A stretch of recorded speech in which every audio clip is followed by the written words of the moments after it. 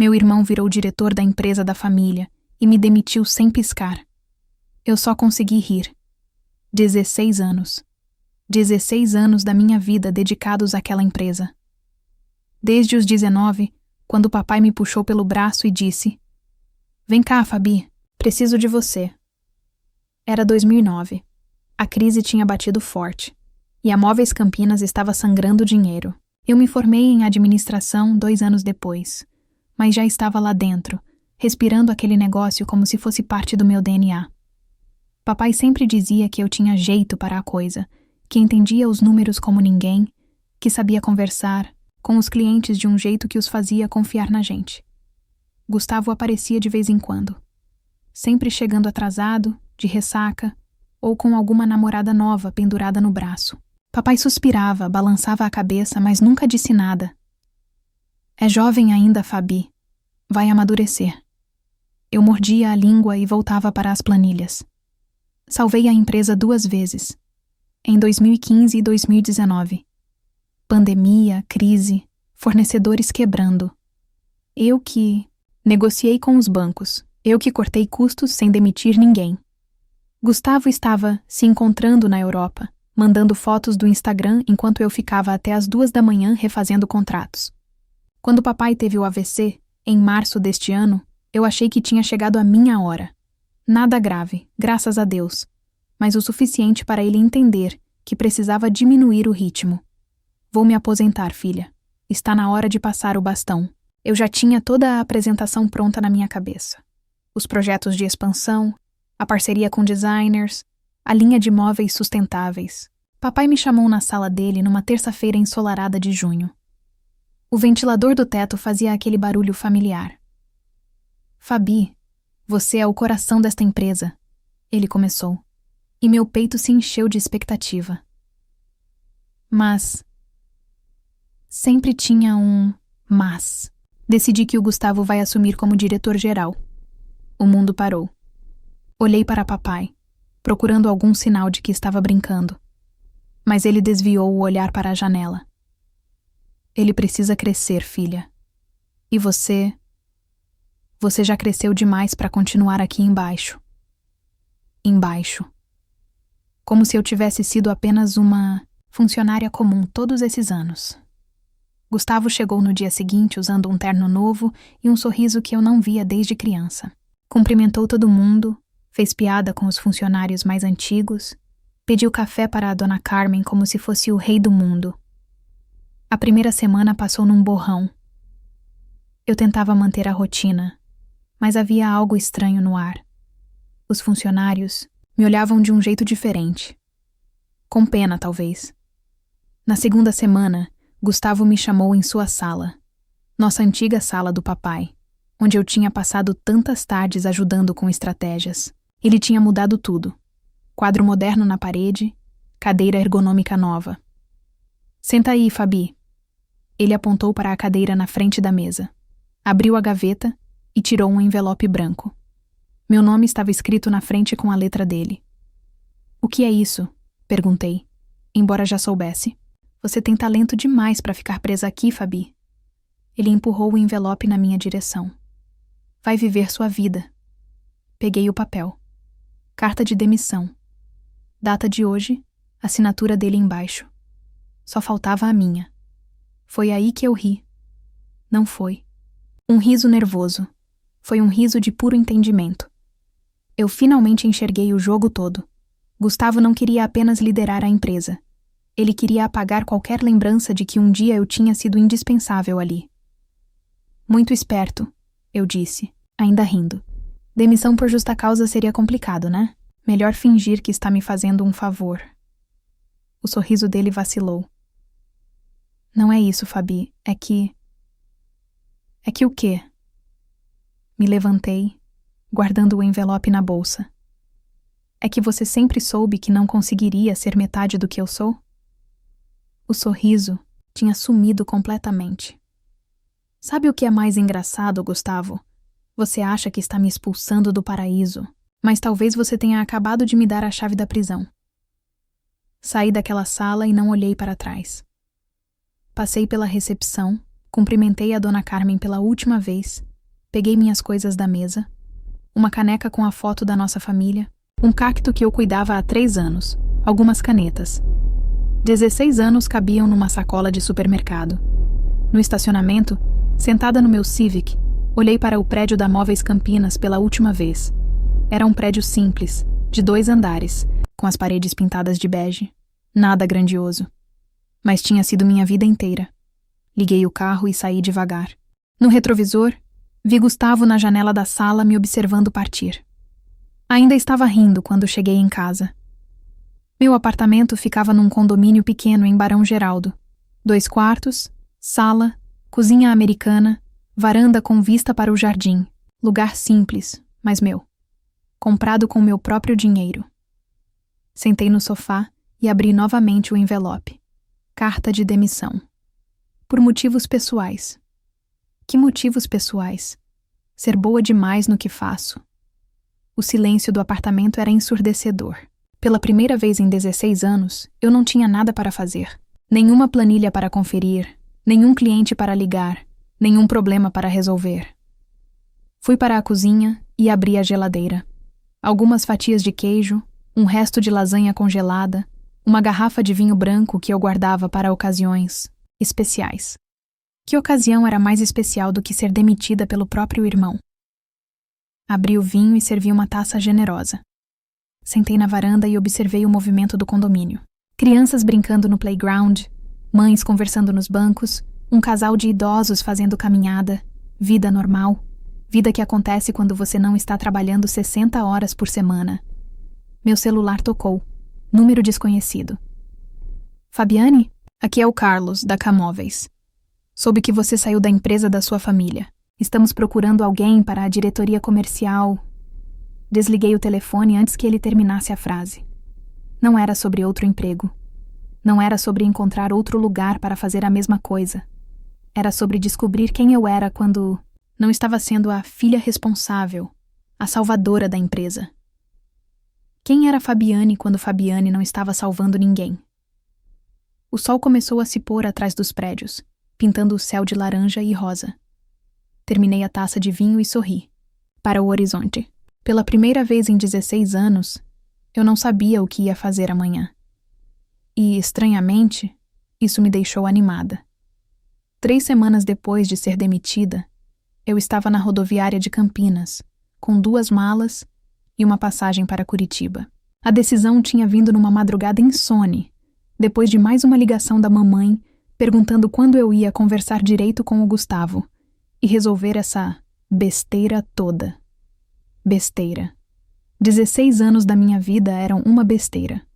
Escolhi Curitiba porque nunca tinha morado lá e porque minha antiga colega da faculdade, Marina, tinha se mudado para lá há alguns anos e sempre dizia que era uma cidade perfeita para recomeços. O clima é bom para pensar, ela costumava dizer. A viagem de ônibus durou 6 horas. 6 horas olhando pela janela, vendo cidades pequenas passarem, pensando em como minha vida tinha mudado tão rapidamente. No banco ao lado, uma senhora.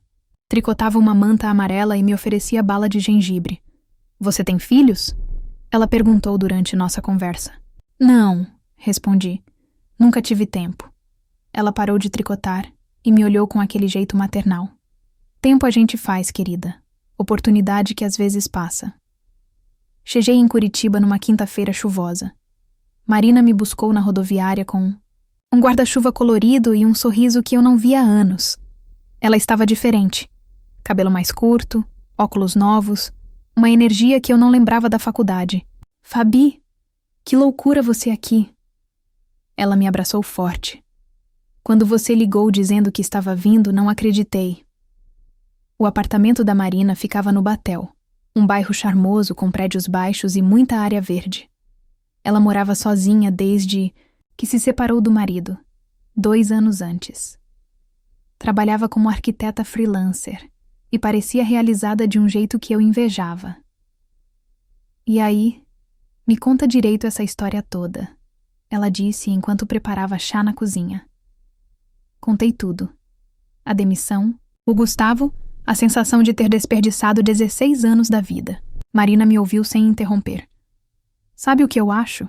Ela disse quando terminei. Acho que seu irmão te fez o maior favor da vida dele. Como assim? Você estava presa, Fabi. Sempre foi brilhante, sempre teve ideias incríveis, mas estava presa naquele negócio de família. Agora você pode fazer qualquer coisa. Qualquer coisa. A frase ecoou na minha cabeça, enquanto eu tentava dormir no quarto de hóspedes da Marina. No primeiro fim de semana, Marina me levou para conhecer a cidade de verdade. Fomos ao mercado municipal, onde provei barreado paranaense pela primeira vez. Caminhamos pelo Jardim Botânico, visitamos museus. Está vendo aquela loja ali? Marina apontou para um pequeno ateliê de móveis sustentáveis numa rua lateral. A dona, a Helena, está com problemas. O negócio dela é lindo, mas não consegue organizar a parte administrativa. Parei na frente da vitrine. Móveis de madeira de demolição, peças únicas, design moderno, mas com alma. Uma mesa de centro, feita com vigas antigas, cadeiras coloridas reformadas, estantes que pareciam obras de arte. Por que você não oferece ajuda? Marina sugeriu. Entrei na loja quase por impulso. O cheiro era familiar, madeira, verniz, criatividade. Mas diferente da empresa da família. Aqui tinha personalidade, tinha história em cada peça. Helena era uma mulher de uns 50 anos, cabelos grisalhos presos num coque desalinhado, mãos manchadas de tinta. Estava discutindo ao telefone com algum fornecedor, claramente estressada. Desculpa, ela disse depois de desligar. Posso ajudar vocês? Na verdade, eu que posso ajudar você. Respondi antes que pudesse me arrepender. Sou administradora, trabalhei anos com móveis. A Marina me disse que você está com algumas dificuldades na gestão. Helena me olhou desconfiada. E você quer o que em troca? Experiência. Respondi honestamente. Estou recomeçando a vida. Preciso descobrir como aplicar o que sei de um jeito diferente. Passamos 2 horas conversando. Helena me mostrou seus livros de contas, se é que aquilo podia ser chamado assim. Recibos soltos, anotações em guardanapos, contratos perdidos no meio de revistas de design. Um caos criativo que estava matando um negócio lindo. Você tem clientes fiéis, produtos únicos, localização boa, eu disse. Mas está perdendo dinheiro porque não sabe quanto custa fazer cada peça. Nos dias seguintes, comecei a frequentar o ateliê. De manhã procurava apartamentos para alugar, de tarde ajudava a Helena a organizar a bagunça financeira. Era trabalho de formiga, mas eu estava viciada. Pela primeira vez em anos, estava aplicando meu conhecimento em algo completamente novo. Descobri que Helena pagava 40% a mais pelos materiais porque nunca negociou preços. Que cobrava o mesmo. Valor por peças que levavam 3 dias e outras que levavam 1 semana. Que tinha clientes dispostos a pagar mais por exclusividade, mas ela nem sabia como precificar isso. Você é um gênio, ela disse numa tarde, olhando para a planilha que eu tinha criado. Pela primeira vez em 5 anos, eu entendo onde está indo o meu dinheiro. Não sou gênio, respondi. Só aprendi a organizar as coisas de um jeito que funciona. Encontrei um apartamento pequeno no Santa Felicidade, um bairro italiano que me lembrava das viagens que eu nunca tinha feito para a Europa. Um lugar simples, mas aconchegante, com uma varanda que dava para um jardim cheio de hortênsias. No dia da mudança, meu celular tocou. Número de Campinas. Oi, filha. A voz do papai estava mais frágil do que eu lembrava. Oi, pai. Como você está? Bem. Melhor do que esperava, na verdade. Houve uma pausa longa. A empresa está com alguns problemas, Fabi. O Gustavo... Ele está tentando, mas alguns clientes antigos cancelaram contratos. A dona Carmen pediu demissão. Fechei os olhos. Podia visualizar perfeitamente o que estava acontecendo. Você não quer conversar com ele? Talvez vocês dois possam... Pai, interrompi suavemente. Eu estou tentando construir uma vida nova aqui. Não posso ficar olhando para trás. Você sempre foi muito teimosa, ele disse, mas havia carinho na voz. Aprendi com o melhor. Depois que desliguei, fiquei sentada na varanda do apartamento novo, olhando as hortênsias balançarem no vento. Marina apareceu com 2 xícaras de café. Tudo bem? Meu pai. Contei sobre a ligação. E você está sentindo vontade de voltar? Pensei na pergunta. Sentia pena do papai? Sim. Estava preocupada com a empresa? Claro. Mas vontade de voltar? Não, respondi. Pela primeira vez na vida, eu não quero resolver os problemas dos outros. Marina sorriu. Então você está mesmo mudando. Helena tinha me oferecido uma parceria informal no ateliê. Nada oficial, ainda. Mas ela queria que eu ficasse. Tinha outros pequenos empreendedores que souberam do trabalho que eu estava fazendo e queriam consultoria. Pela primeira vez, eu estava construindo algo meu. Não salvando o que outros tinham construído, mas criando do zero. Peguei o celular e abri o Instagram. Fazia meses que não postava nada. Tirei uma foto da vista da varanda. As hortênsias, iluminadas pela luz do poste. Novos ares, novos sonhos, escrevi na legenda. Às vezes, o melhor presente que alguém pode te dar é uma porta na bunda. Postei e desliguei o telefone. O vento balançou as hortênsias mais uma vez, e eu sorri para a noite de Curitiba. 5 meses depois de chegar em Curitiba, minha rotina tinha se estabelecido de um jeito que eu nunca pensei que fosse possível. Acordava às 6, caminhava pelo Jardim Botânico, e às 8 já estava no ateliê da Helena. De tarde, atendia outros clientes, pequenos empreendedores que tinham me procurado. A parceria com Helena tinha evoluído naturalmente.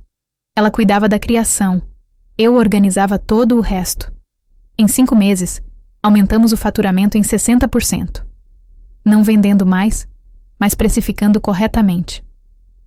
Você mudou minha vida, Fabi, Helena disse numa sexta-feira. Sempre soube fazer móveis bonitos, mas você me ensinou a transformar isso num negócio. Minha lista de clientes crescia organicamente. Um café orgânico, uma loja de roupas sustentáveis, um escritório de arquitetura. Pela primeira vez, ganhava dinheiro com algo que construí sozinha. Como está o coração? Perguntou Marina numa noite de sábado, jantando numa pizzaria no Santa Felicidade. Ainda estou aprendendo a namorar comigo mesma. Esse é o namoro mais importante. Na segunda-feira seguinte, estava no café orgânico quando um homem entrou, olhando o menu com cara confusa. Posso ajudar? Perguntei. Alto, cabelos castanhos desalinhados, óculos de grau. Sorriu timidamente. Não faço ideia do que é café especial torrado artesanalmente. Parece complicado para quem só quer cafeína. Ri. É café bom, feito com carinho, que custa mais que o do posto. Perfeito. Ele se sentou, abriu um laptop, escrevia concentrado. Roberto, o dono, me disse que era Daniel, jornalista freelancer que frequentava o lugar. Desculpa interromper. Daniel se aproximou depois. Ouvi vocês falando sobre gestão. Estou escrevendo sobre empreendedorismo sustentável. Você daria uma entrevista? Uma entrevista virou café, que virou jantar, que virou longas conversas. Daniel, 36 anos, separado há 3, tinha deixado São Paulo para ser freelancer. Também fugiu da vida anterior? Perguntei caminhando pelo Largo da Ordem. Fui empurrado. Demissão. E você se arrepende de ter saído de Campinas? Nunca. Respondi, surpresa com a certeza. Daniel e eu começamos a nos ver regularmente, sem pressa. Ele me mostrou Curitiba que eu não conhecia. Bares escondidos, sebos, saraus. Eu mostrei o lado empreendedor da cidade. Durante um desses passeios, meu celular tocou. Número de Campinas. Fabiane, aqui é a Carmen. Dona Carmen, ex-recepcionista da empresa. Como conseguiu meu número? Sua mãe.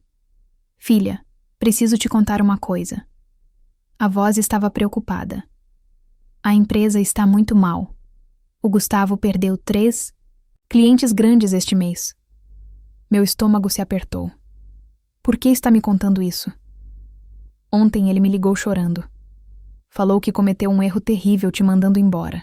Mesmo longe, construindo vida nova, a empresa ainda mexia comigo. Ele está com medo de te ligar. E vai continuar com medo. Desliguei tremendo. Daniel me puxou para um banco. Quer conversar? Contei sobre a ligação, o nó no estômago. Você quer voltar? Não, quer dizer, é complicado. Passei a vida resolvendo problemas dos outros. Agora que aprendi a não fazer isso, me sinto culpada. Você não é responsável pelos erros do seu irmão. Ele estava certo, mas saber e sentir são diferentes. Liguei para a Marina. Vai voltar, correndo para Campinas? Claro que não. Não parece convencida. E se a empresa quebrar? E se seu pai ficar doente? E se você nunca tivesse descoberto do que é capaz sozinha? Marina rebateu. Pode ajudar sua família sem se sacrificar, mas nos seus termos. Nos meus termos. A frase ecoou na minha cabeça. Na sexta-feira, Gustavo ligou. Fabi, você pode conversar? Estou trabalhando. Por favor, 5 minutos. Fala. Eu errei muito. A empresa está mal. Preciso da sua ajuda. Pela primeira vez, meu irmão admitia que precisava de mim. Você me demitiu porque eu tinha talento demais. Eu sei. Fui um idiota. Estava com medo. Medo do quê? De nunca ser tão bom quanto você. De não conseguir ser você. A honestidade me surpreendeu. Não precisa voltar, Fabi. Mas talvez pudesse me ajudar como consultora? Pagando pelo seu trabalho. Pagando pelo meu trabalho. Nos meus termos. Vou pensar. Desliguei e olhei as hortênsias do jardim. 5 meses atrás, saí de Campinas arrasada. Agora era uma mulher diferente, mais forte, segura, com vida própria. Pela primeira vez, rever minha cidade natal não me assustava, me emocionava. A viagem de volta para Campinas foi completamente diferente da ida. Desta vez estava no avião. Consultoras bem-sucedidas não viajam de ônibus. E levava apenas uma mala pequena. Não estava me mudando. Estava indo trabalhar. Daniel me levou ao aeroporto numa manhã ensolarada de fevereiro. Quanto tempo vai ficar? Depende do tamanho da bagunça. Máximo 1 semana. E se tentarem te convencer a ficar? Sorri e beijei seu rosto. Aí vão descobrir o quanto mudei. Gustavo me esperava no aeroporto de Viracopos. Estava diferente. Mais magro, olheiras profundas, cabelo menos arrumado. Pela primeira vez, meu irmão mais novo parecia mais velho que eu. Fabi. Aproximou-se hesitante, como se não soubesse se deveria me abraçar. Oi, Gustavo. Obrigado por ter vindo. Estou aqui para trabalhar. A frase saiu mais fria do que pretendia, mas era importante estabelecer limites. No carro, Gustavo contou os detalhes da crise. 3 clientes grandes tinham cancelado contratos. O fornecedor principal ameaçava cortar abastecimento por atrasos no pagamento. 2 funcionários da área comercial tinham pedido demissão. E o pior é que não sei por onde começar a consertar. Chegamos na empresa no meio da tarde. O prédio estava igual, mas havia menos movimento, menos energia. Na recepção, uma menina jovem que eu não conhecia nos cumprimentou com um sorriso forçado. Cadê a Cleide? Perguntei. Pediu demissão mês passado. Gustavo respondeu baixinho. Na sala da diretoria, ainda a antiga sala do papai, Gustavo tinha voltado à decoração original, como se tivesse desistido de imprimir sua personalidade. Me mostra os números. Folheei os relatórios financeiros. A situação estava pior do que imaginava. Gustavo, vocês têm fluxo de caixa negativo há 3 meses. Eu sei. Por que não me ligou antes? Orgulho. Pensei que conseguiria resolver sozinho. Passamos a tarde analisando contratos, tentando entender onde tudo desandou. Gustavo tinha tentado expandir muito rápido, aceitar projetos sem equipe suficiente, prometer prazos impossíveis. Resultado: trabalho mal feito, clientes insatisfeitos. Você tem que parar de aceitar projetos novos. Como assim? Precisamos de receita. Vocês precisam de credibilidade. De nada adianta vender se não conseguem entregar. Era quase 7. Quando saímos, decidi caminhar até o hotel. Precisava de ar fresco para processar tudo. Campinas à noite continuava igual. Trânsito caótico, bares cheios, movimento constante. Mas eu me sentia como turista na própria cidade natal. No hotel, liguei para Daniel. Como foi? Difícil, pior do que imaginava. Mas não é mais minha responsabilidade emocional. Estou vendo como consultora, não como filha. Isso é bom? Definitivamente bom. Na manhã seguinte, reunião com os funcionários que sobraram. Apenas 5 das 12 pessoas que trabalhavam quando saí. Todos me cumprimentaram com misto, de alegria e desconforto. Pessoal, sei que está difícil. Vim ajudar a encontrar soluções, mas preciso da honestidade de vocês. O que está funcionando e o que não está. As respostas foram dolorosas. Falta de organização, projetos atrasados, clientes reclamando, ambiente tenso. Mas também percebi algo. Todos olhavam para mim com esperança. Como se minha presença automaticamente resolvesse tudo. Não vim ser salvadora. Vim trabalhar junto com vocês numa solução. Depois da reunião, Gustavo e eu almoçamos num restaurante onde íamos com papai quando éramos mais novos. Eles confiam em você, ele disse. Estão desesperados. É diferente. Não, Fabi. Confiam porque sabem que você entende do negócio. Eu nunca consegui essa confiança. Havia tristeza genuína no rosto dele. Por que aceitou assumir a empresa, sabendo que não gostava do negócio? Ele ficou em silêncio, mexendo na comida. Queria provar para o papai que podia ser tão bom quanto você. E porque achava que você ficaria para sempre, que seria sempre você cuidando de tudo enquanto eu fingia comandar. E por que me demitiu? Quando o papai me nomeou diretor, percebi que nada mudaria. Você continuaria sendo a verdadeira responsável e eu seria fantoche. Pensei que te mandando embora seria obrigado a crescer. E cresceu? Rio amargo. Cresci o suficiente para saber que não sei de nada. Era nossa conversa mais honesta. Pela primeira vez, Gustavo admitia inseguranças, medos, erros. E eu conseguia ouvir sem raiva. Apenas com tristeza por anos desperdiçados em competição desnecessária. Você não precisa ser eu. Precisa ser você. Mas não sei quem sou sem a sombra da empresa. Sabia exatamente como se sentia. Passei 9 meses descobrindo quem era a Fabiane longe da Móveis Campinas. Então talvez seja a hora de descobrir. Passamos a tarde num plano de recuperação. Renegociar dívidas, reorganizar equipe, focar clientes rentáveis, reduzir custos sem comprometer. Qualidade. Vai dar certo? Só se todo mundo se comprometer. Isso inclui você trabalhar mais e ganhar menos nos próximos meses. Ele assentiu. Fabi, consideraria voltar? Não como funcionária, mas como sócia? A pergunta me pegou desprevenida. Como assim? Participação na empresa, dividir lucros, decisões importantes, mas continuar morando em Curitiba, cuidando dos seus clientes. Era interessante, completamente diferente de antes. Vou pensar. Naquela noite, jantei com meus pais. Estranho estar na mesa da cozinha onde cresci, como se os últimos 9 meses fossem sonho ruim. Você está diferente, filha, papai disse. Como assim? Mais segura, mais dona de si. Sempre soubemos que era inteligente, mamãe concordou. Mas agora parece poderosa.